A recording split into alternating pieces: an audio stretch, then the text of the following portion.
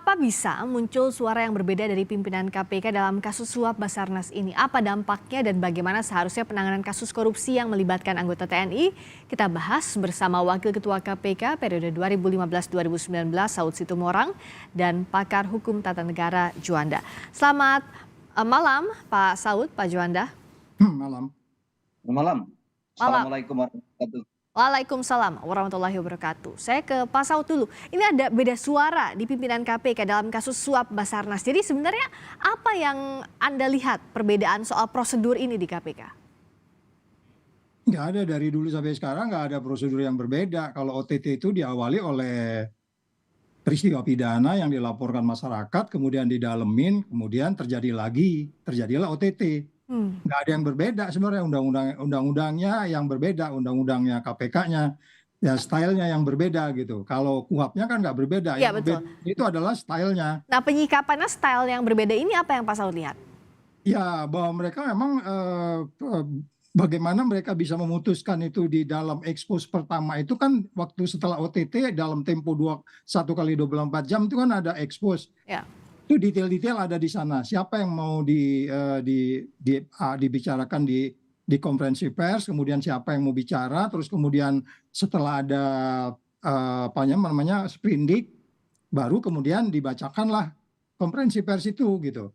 Nah, saya nggak tahu sekarang ini waktu mereka ekspos, di mana di sana penyidik dan penuntut ada duduk di situ, terus kemudian mereka sudah memutuskan ada satu potensi apa namanya noise gitu ya. Ya. Karena kan noise itu kan selalu dari dulu itu kalau ada kaitan dengan TNI pasti ada noise itu.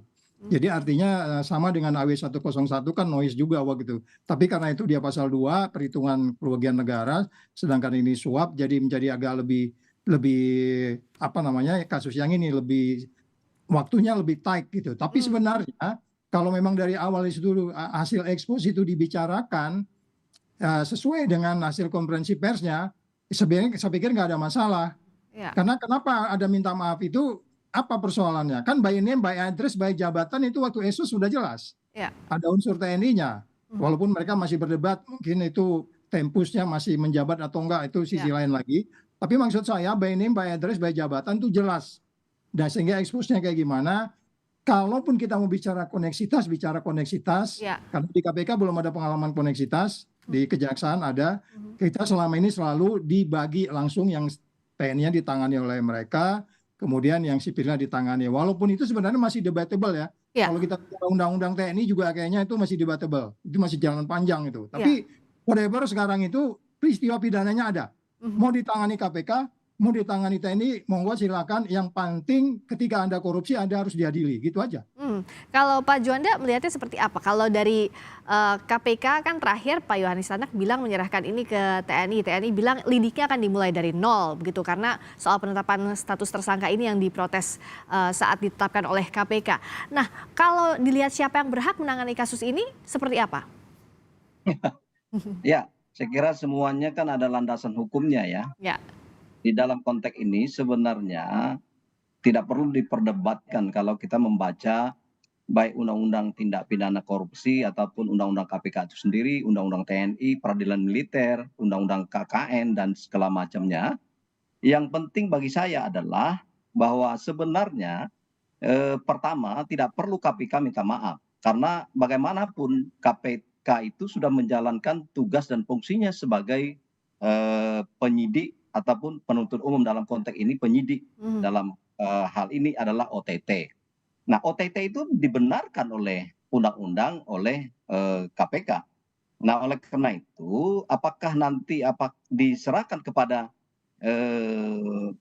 peradilan militer atau misalnya tetap peradilan umum yang tentunya ditangani oleh KPK, menurut saya masih melihat ada argumentasi yang perlu dilihat bahwa kalau memang KPK mau menjalankan tugasnya melakukan penyidikan dan sekaligus penuntutan terhadap anggota militer, sebenarnya itu tidak salah. Tetapi memang dalam hal ini mungkin saja koordinasinya yang masih kurang. Nah, koordinasi inilah mungkin dianggap oleh POM militer kita adalah itu menyalahi prosedur.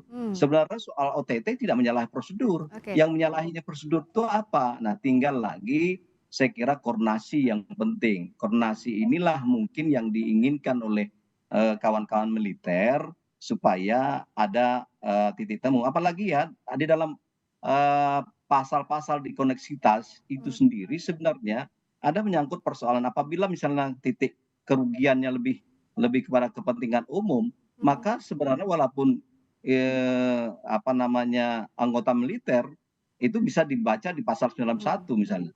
Itu sebenarnya bisa di peradilan umum. Oke. Tetapi kalau titik Ya, kerugiannya di kepentingan militer, maka bisa di peradilan militer. militer. Nah, soal di mana ya akan diproses buat saya dengan begini tidak bisa, kalau menurut saya tidak bisa menghilangkan status tersangka yang bersangkutan. Oke, harusnya tidak hilang status tersangkanya begitu ya, Pak Juanda. Kalau Pak Saud lihatnya apakah iya ini yang jadi problem utama adalah koordinasinya itu sebenarnya. Dan bagaimana melihat soliditas di internal KPK? Karena kalau Pak Yohanes Tanak bahwa ada personilnya begitu yang hilaf, tapi di sisi lain kalau Pak Alex Marwata sama Pak Firly bilang bahwa sudah sesuai prosedur itu di internal KPK, belum lagi dengan koordinasi keluar ke POM TNI.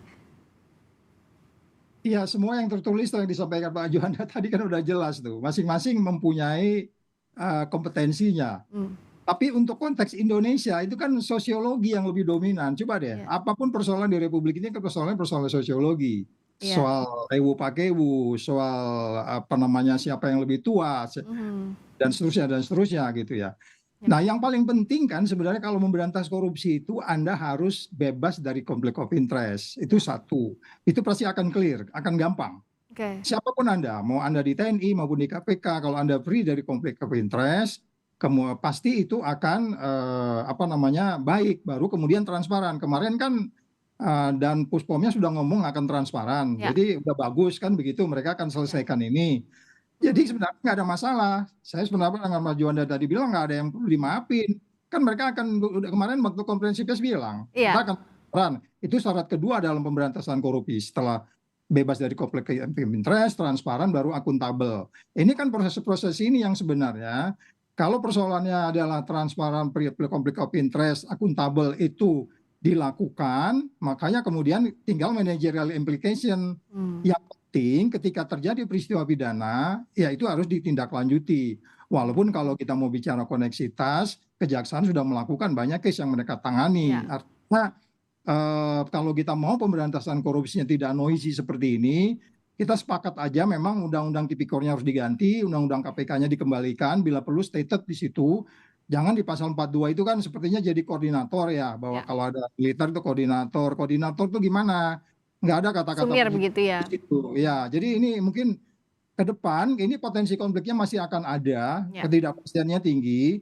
Solusinya ya tentulah Kompas juga kita minta bicara solusi, nggak bicara problem terus tiap hari ya kan. Nah ini makanya ada Pak Saud di sini, ada Pak Juanda, kita mau tahu solusinya apa. Solusinya memang banyak, diantaranya meningkatkan kembali undang-undang itu, termasuk ya kembalikan undang-undang KPK, jangan begini. Oke. Ya kan? Jadi banyak yang harus dibereskan. Tapi dari untuk kondisi ya for the time being udah dibagi kerja aja dulu, karena memang sudah supaya nggak lebih noisy lagi. Maksudnya seperti yang dilakukan pada periode Oke. AW 101 mereka tangani, walaupun saya nggak tahu nanti mau SP3 atau apa itu Oke.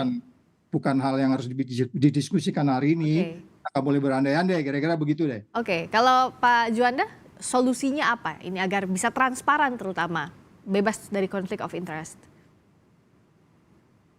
Ya saya kira kalau memang ini kan tidak perlu terjadi perbedaan pandangan ya. Kita dalam hal ini ya lihat dan amati ya undang-undang yang berlaku, dan di dalam undang-undang itu azas. Nah, azas ini juga harus dipertimbangkan.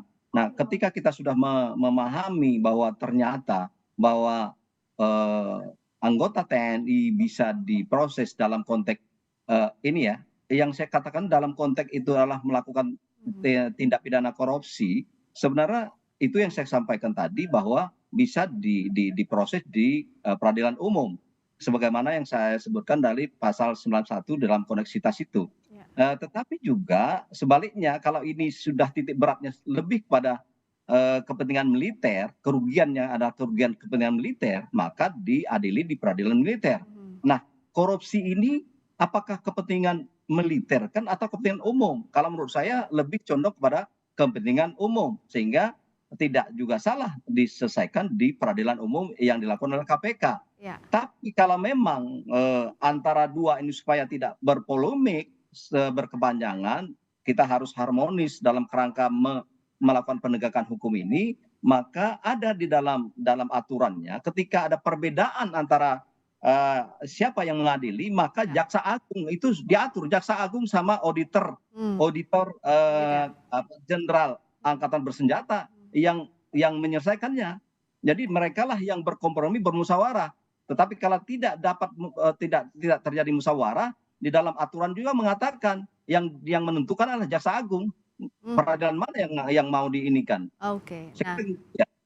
ini yang dinantikan peradilan yang transparan ke depannya, bebas dari konflik kepentingan, yang jelas substansi kasusnya harus diusut hingga tuntas. Terima kasih Wakil Ketua KPK periode 2015-2019, Saud Situmorang, dan pakar hukum tata negara Prof. Juanda. Terima kasih. Selamat malam Prof. Juanda, selamat malam Pak Saud, sehat selalu.